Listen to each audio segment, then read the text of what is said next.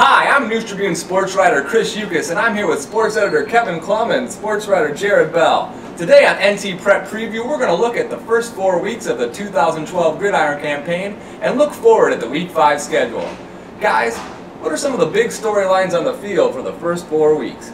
Well, the thing that stands out in my mind is we have 3 undefeated football teams still in Marquette, Ottawa, and Amboy Lamoille. And all 3 of those teams did not make the playoffs last year, but if they win this Friday, that's the 5 wins, and I'm probably going to be in with that. Yeah, it's kind of odd to see 5-0 and you're already in for those teams. But one of the bad storylines, or one I guess more unexpected, was the Hall football team. Everyone kind of thought that they would be better than what they were. Maybe not 4-0 or 5-0 after this week, but they're now 0-4. Dropped to 0-5 this week. It's kind of unexpected. A lot of people had a lot of high hopes. Like I said, they didn't necessarily expect them to go 9-0, but to potentially make the playoffs. Speaking of players, we also have a bunch of teams who are kind of in the playoff hunt. 2 of those teams are St. Bede and Bureau Valley. They both played this week. They go a long way to decide who gets into the playoffs and at what seed. Stuff like that has really been a good thing so far, and it's been a good surprise. Guys, there's been some big stories off the field as well with the LP Information Leak. A story broke by the News-Tribune that's got some national attention. Kevin, what's the latest development?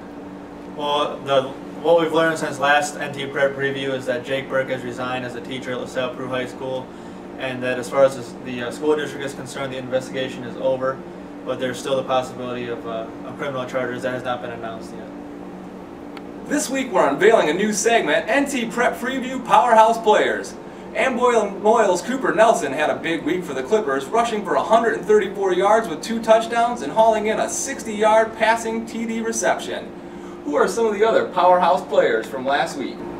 Well, one guy who's going to be on here fairly often this season is Michael Hermosillo from Ottawa.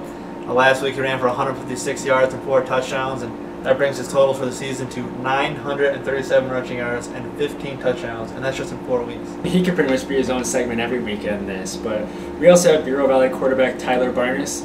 Obviously, he's known for running and passing as well, a dual threat quarterback. Last week he showed off his legs quite a bit, where he ran for 142 yards and 3 TDs, including a couple early scores that got the Storm the lead against their Prophetstown. They really took off after that and improved to 3-1. So he's having a good start. What are some of the big matchups this week, guys? Well, there's really kind of 2 or 3 really big matchups. The one is Marquette hosting Mooseheart, which is our game of the week. It's 2 Northeastern Athletic Conference teams, and it's likely to be for the conference title since both of them are currently undefeated. You also have a big Northern Illinois Big 12 crossover matchup at Sycamore, which is Ottawa goes to Sycamore, which is actually coached by former Princeton coach Joe Ryan. Both teams there are unbeaten. Sycamore is also state ranked this week at number 9 in 5A, where Ottawa's 11 in 6A, so you would hope that if Ottawa wins this, they can jump into the state rankings in 6A.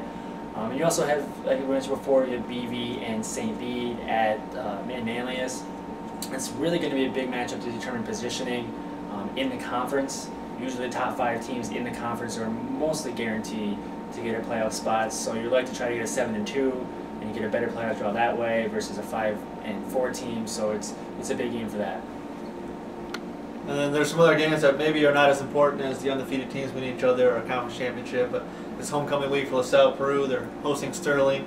It's also homecoming in Mendota, and Richmond Burton's coming to town for that. And you also have Taylorville going to Princeton on Saturday for their homecoming game. Always a good environment in Princeton. I went there last year for their homecoming game, and it was a great time, great time. Well, thanks for watching NT Prep Preview, and check us out next week at www.newstrib.com.